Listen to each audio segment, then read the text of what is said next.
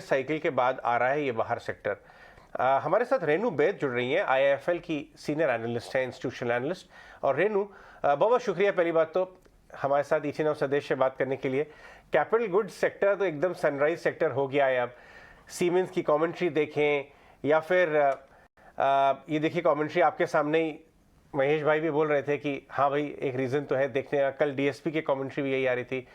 आप जब institutional client से मिल रही हैं, क्या आपको बहुत ज़्यादा अब कॉल्स आ रही हैं, इंक्वायरीज आ रही हैं, मीटिंग्स की, कॉल्स की अपने क्लाइंट से कैपिटल गुड्स में इन्वेस्ट करने के लिए जो रुचि रखते हैं?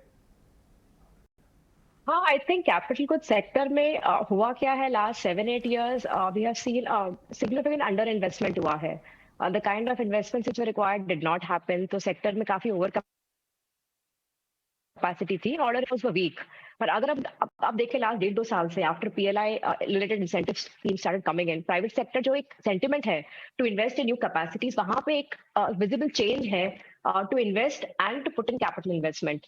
तो एक सेंटिमेंट चेंज है both from private sector as well as government sector से, जो काफी सारी स्कीम्स है they have been very supportive.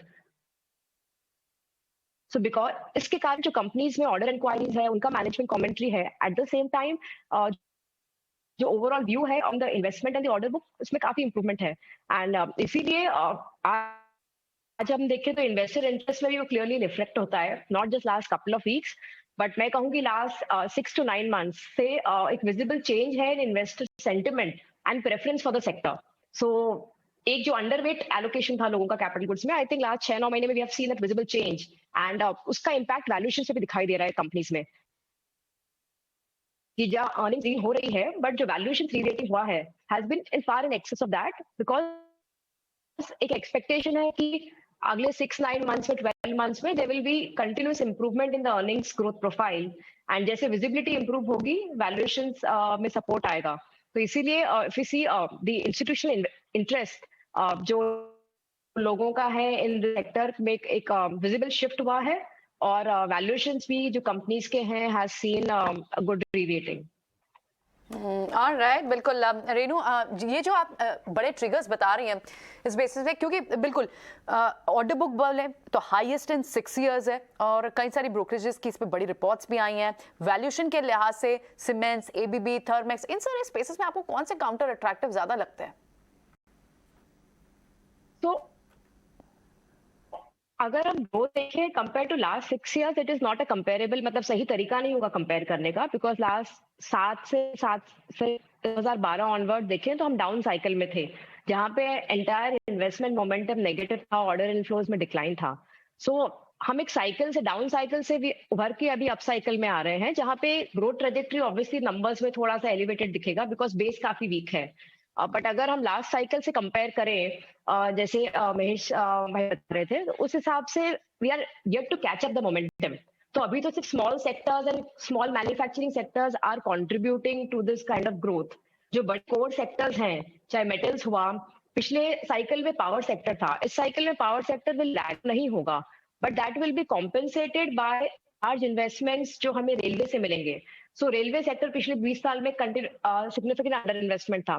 So sectoral basis पे काफी चेंज होगा मिक्स में, because of which the overall base of growth will catch up.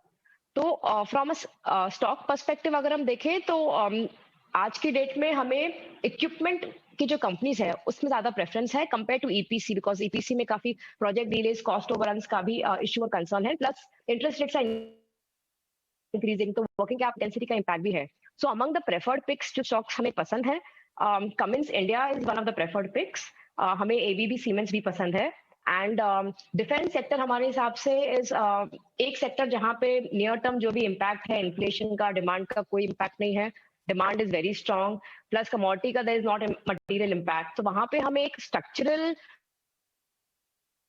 अगले 8-10 साल की साइकिल नजर आ रही है, जहां पे वी थिंक भारत इलेक्ट्रॉनिक्स हमें बहुत पसंद है, इलेक्ट्रॉनिक बेस उसका प्लेटफॉर्म है, and growth in earnings and margin profile is good.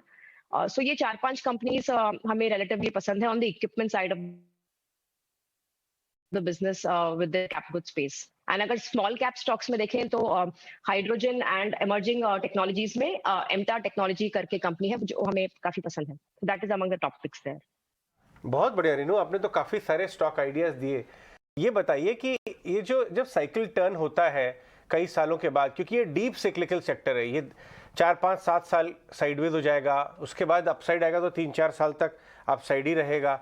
जैसे कि अब 60% ग्रोथ की बात कर रहे हैं अपने ऑर्डर बुक्स में, सीमेंस ने अपना बोला, और ये बोला कि पब्लिक और प्राइवेट दोनों तरफ से काफ़ी अच्छी इंक्वायरीज हैं। एक तरफ एक सेंस ये आ रहा है कि शायद कमोडिटी प्राइसेस पीक हो गए, अगर पीक हो गए तो इनके मार्जिन्स को एक और क्वेश्चन मिल जाएगा।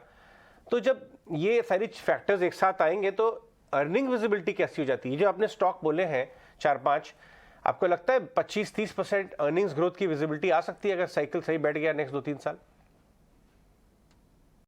आराम से। आई थिंक अगर साइकिल एकदम, if the cycle goes right जैसे एक्सपेक्टेशन है, देन आई थिंक अर्निंग्स में अपसाइड होगा। आज की डेट में जब हम अर्निंग्स फोरकास्ट बिल्ट इन कर रहे हैं तो सीमेंस में हमने 25% अर्निंग्स फोरकास्ट बिल्ट इन किया है, तो इसमें आपका 18-20% is volume growth, overall growth in revenues and 100-200 basis point margin expansion.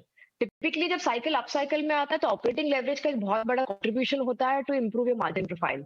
So right now as analyst we don't price in, हम वो पूरा का पूरा अपसाइड कैप्चर नहीं करते हैं, बट वो डिलीवर कर सकता है। अब अगर हम एबीबी की बात करें तो उसमें उनका मार्जिन प्रोफाइल रिलेटिवली थोड़ा वीक रहा है in the past because of not so favourable orders. अब उसका ऑर्डर इनफ्लो भी इंप्रूव हो रहा है, एक्सपोर्ट पोर्टफोलियो भी है, कैपेसिटी यूटिलाइजेशन भी इंक्रीज हो रहा है, एंड प्लस कंपनी ने जो वेरियस कॉस्ट एक्शंस लिए हैं उसके कारण जो उनका मार्जिन प्रोफाइल 8.5-9% की रेंज में था, is improving to 11-11.5% in the next 2 years।